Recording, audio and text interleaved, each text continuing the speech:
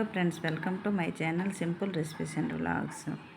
ఈరోజు మన వీడియోలో పొట్లకాయతో మంచి గ్రేవీ కర్రీ ప్రిపేర్ చేద్దామండి.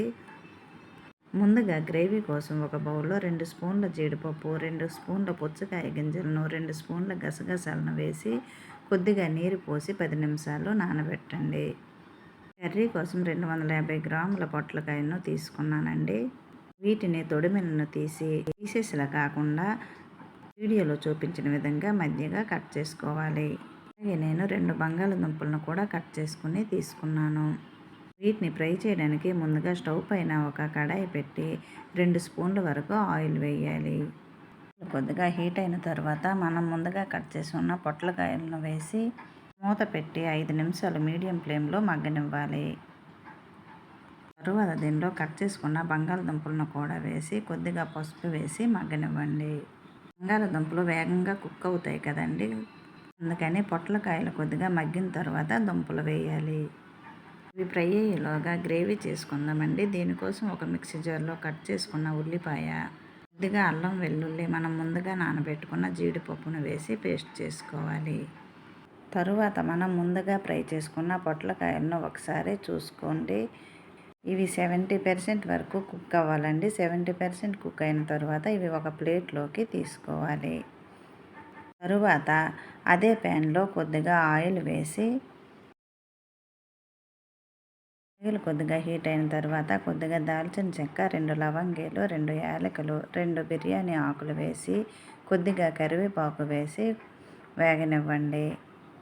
దీనిలో మనం ముందుగా చేసుకున్న ఉల్లి కాజు పేస్ట్ను వేసి ఒకసారి కలుపుకోండి. తరువాత దీనిలో రుచికి సరిపడా ఉప్పు, కొద్దిగా పసుపు, రుచికి సరిపడా కారం వేసి ఒకసారి కలుపుకోవాలి.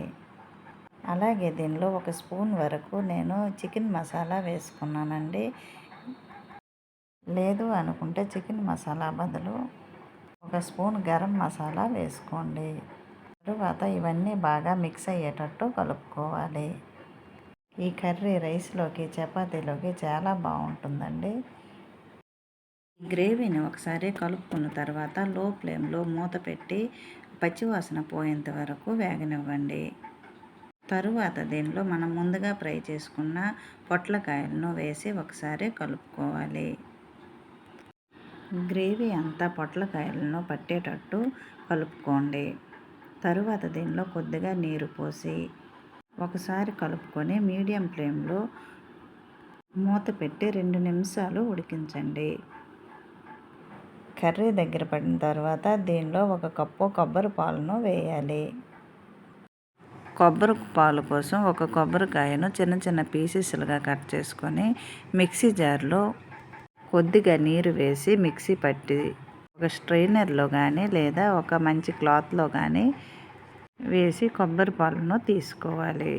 కొబ్బరి పాలను వేసిన తర్వాత అన్నీ మిక్స్ అయ్యేటట్టు ఒకసారి కలుపుకొని మూత పెట్టి లో ఫ్లేమ్లో 2 నిమిషాలు ఉడికించండి.